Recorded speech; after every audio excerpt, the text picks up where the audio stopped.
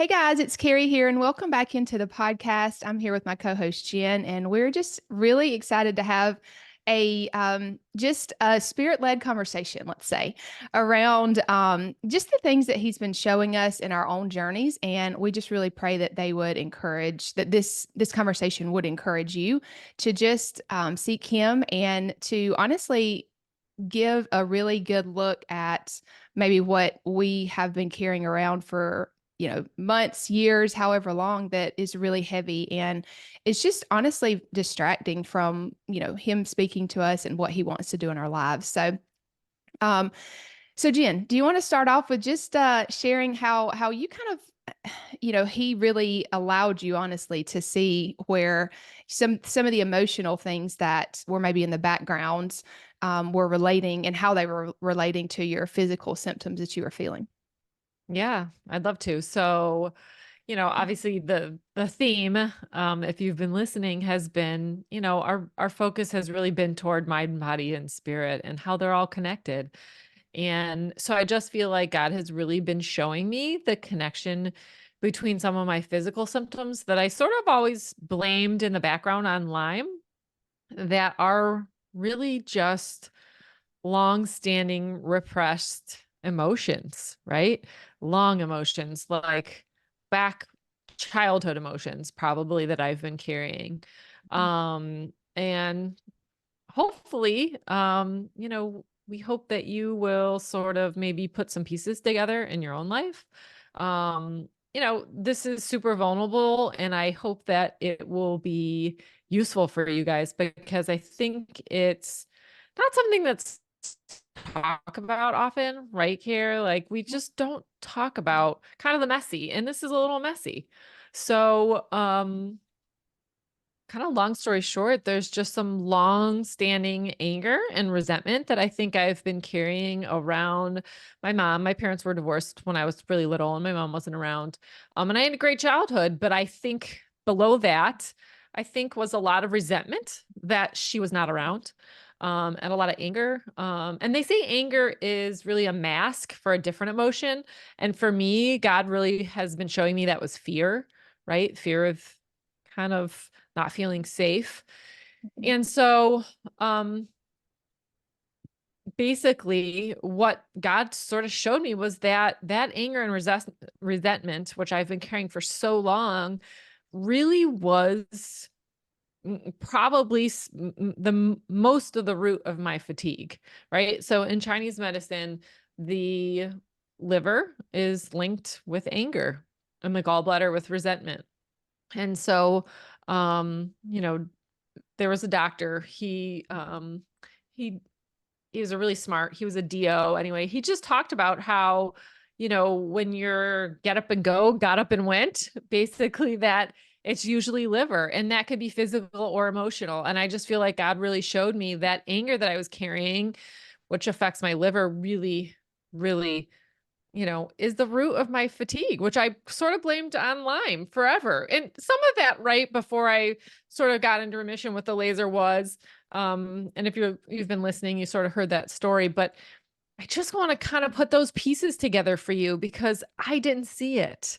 And I think a lot of us don't, Yes, I right? I agree. mean, Yeah. yeah, And I just think that okay, Jen shared a little bit about her childhood, and while hers might be vastly different than yours, I think that we all have things in our past that maybe we just have left in the past, which is not a bad thing, but we might not have ever really dealt with those things. correct. And I think that it's easy to say, oh, well, my childhood's not like Jen's, so I'm fine.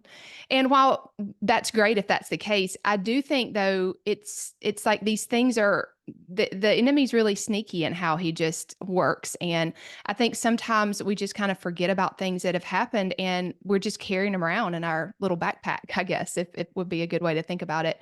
And over time it does get really heavy. And I think that putting these pieces together is a way that we can heal.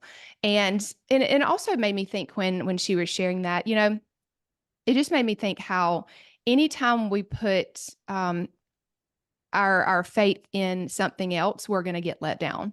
And of course, as a child, that's just normal to put our faith in our in our mom and in our dad. But, it just makes me think about, even as we grow up, we put our faith in different things and we put our hope in different things. And so, Sure. I was actually reading this book by Ann Voskamp called Waymaker, and it was just saying, like, the way that we heal trauma is detachment from it and attachment to God. It can't be detachment from it and attachment to anything else, because that's not truly going to heal and give us the peace that we desire. So that's just what it made And me it think doesn't of. have to be. Go ahead. No, Sorry. you're fine. And I was just going to say, it doesn't have to be necessarily childhood trauma. You Yeah, could that's have true. gone through, a really traumatic, maybe death of a parent, or an illness of a child that you've struggled with, or fill in the blank. So, right, it doesn't need to go all the way back to childhood. But I think if you've struggled with something that you really haven't openly dealt with, and we're, as humans, it's not something that we kind of do at a default, is kind of sit with our emotions, Yeah. right? Deal with them. We're taught to numb, right? We're taught to, excuse me, there's a drug for that, right? You're depressed, there's a drug for that. There's an anxiety, there's a drug for that. Instead of, why don't we acknowledge that emotion, right? Why don't we sit with the emotion, be uncomfortable, and trust me, I am the queen of let's numb it. Right? I think and I'm with you. But I think for a lot of people, and I see this in clients all the time, and Kari, you do too. They're struggling with physical symptoms, but I think there's a lot of underlying repressed emotion, specifically traumatic events, stress, chronic stress, that they just haven't acknowledged and dealt with. Yeah. I think that most women can relate to just feeling the need to keep going, and just like, Right. and in feeling and it's just like, we as women do carry and wear a lot of hats. And Yep. I do agree that it's easier to just keep going and not Yes. sit with these things, and not really take a self-examination. And honestly, what it was for me is, these last few months has shown me, is that distractions are huge in just really Amen. hearing from him. And I mean, what have we gotten more of in the past, 10 to 20 years, 5 years even? Like, we are more distracted than we've ever been. And it's only getting worse, right? As far as if Yes. we follow culture, or if we just go the way of the world. And so I think that a lot of what we're saying to do would involve decreasing some distractions and really taking the time to pause and get out of your regular routine even. And I get that that's not easy, and sometimes that takes a little planning, but I think so much more of it is in our control than we think. This little Oh, device 100%. right here is just, sometimes I just want to go throw it in my pond. It's like, it's just always there. The phone, I held up the phone if you're listening to the podcast. So but I think we do have to remember, we always have a choice. We don't think we have a choice, but we do always have a choice. And I don't think you always need to do what you think you quote unquote need to do. I think we mentioned this before. If you truly take a step back and ask God, really, what is the necessities for what you quote unquote need to do, I think you'll be surprised at the answer. I think you'll be surprised that you don't need to run around as much as that you do. And when you are still, those emotions start to well up and they start to come to the surface, and they start to say, hey, remember me? Like, hey, what about, I think your body and your nervous system are literally waiting for you to deal with those emotions. And it's literally just taking that time to be still, to let those emotions sort of well up and to be uncomfortable, right? Yeah. Be uncomfortable. It's not going to be a pleasant process. I mean, I'm just going to be honest with you. I'm not going to sugarcoat this. It's Yeah. not always fun to let these emotions come to the Right. surface. And they're hard emotions. They're really hard, but we don't have to do it on our own, right? Yeah. We are really called to hand them over to God, and he will carry them and heal them for us, right? Yes. That's what we're called to do. If we let them, right? We're all stuck in our own self-reliance, I think, is part of the problem also. Well, it made me think of a recent podcast episode that I recorded, the one that just by myself. It was just talking about how he's shown me what true strength is. And it makes me think about how a lot of times us women, we do want to feel like we're in control and we're strong and we've got everything under control. I feel like a lot of times that's the goal, but scripture tells us that, you know, true strength, excuse me, is when we realize our weakness and we give it to him. And this is Mhm. part of that process. You know, Mhm. there's so many physical things that show up when we fight and we resist what God is trying to do. And when we do that for years and years and years, it's going to show up in a lot of different ways. And oftentimes it's physical things that, you know, people are coming to us for help in.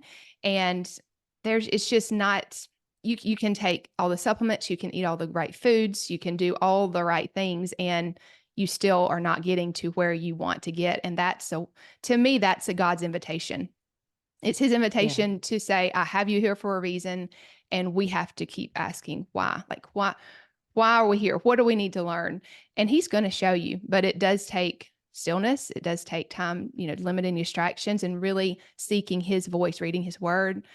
And that's not always something that it's easier to continue to take the supplements and just try to figure out what else we need to eat right, or you know, what else we can do that way. But this is the work that I've seen. And I think what Jenn is saying, she has seen in her own life that really produces the results, if you will, that we're looking for. Like we're Right. looking for more peace, right? And you can Right. only find it in him.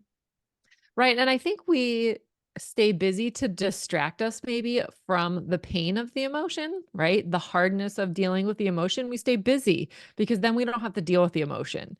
And I don't think I realized that until I stopped and slowed down this past month. Yeah. And, you know, I was encouraged by Kari, of course, to really, and I fought it.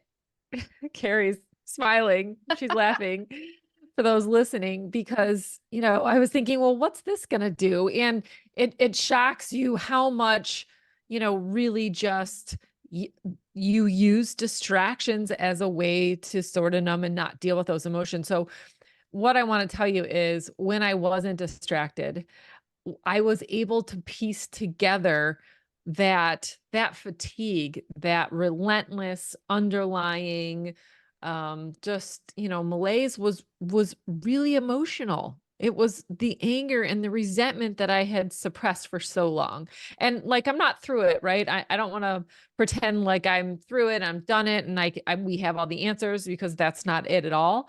And really, I'm just beginning the journey of sort of healing those emotions. They're, you know, pretty well deep down there. And as I mentioned before, there's other emotions. So every time anger and resentment comes up, it's hinged on that original event or original events. And so it just takes a while to sort of dig through that. And there are other good things to help you. Of course, if we mentioned tapping, which is a beautiful way, NET neuroemotional technique, which is a beautiful, just really good way to get to the root of that emotion. Obviously, prayer is your number one.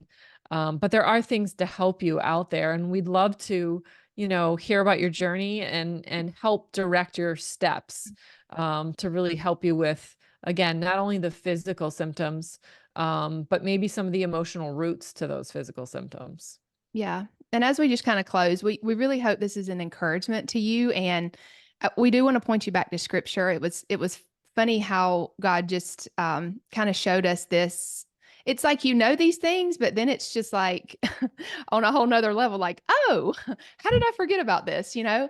And so in Psalm 139, it's just a sweet prayer to pray every day, like, search me, God, and know my heart and know my thoughts. And just redirect them, honestly. Like, we have to take every thought captive and give it to him, because he's really the only one that can do this change in us, a change that's going to last. And having that attachment to him is just so key, right? We as humans think we need to figure it out and we need to do these things, and that's not what we're saying. We're saying you need to give it to him, and you need to be more attached to him and more in tune with his voice. And just, yeah, that is not a linear thing. It's different No. for everyone, and Yeah. there's no time stamp on when it's going to be done. It's really just a journey, and it's a beautiful one though, and it's one filled with everything that you wanted, that you thought you could get from worldly things. he has what you're looking for in on so many more levels than you even realized. And so I just hope that that's encouraging to you. And we would honestly love to just hear feedback or thoughts around these topics, or really more than anything, how we can pray for you, because that's the best thing that we can do is, and honestly, I'm so proud of Jenn for wanting to share this, because it is hard to share these things and to honestly put them out there to the world. But I truly believe that's how we heal, is we do share these things and we are vulnerable, because that connects us to other people. And so I'm really excited to see what comes from this. And we would love to hear from you again, how we can pray for you, or just your experiences with this subject. So thank you, Jenn. I've really enjoyed Yeah, this conversation. keep following along. It's not over. The journey's not over. Yes. We hope Amen. we give you more insights. Yes. We'll see you on the next episode.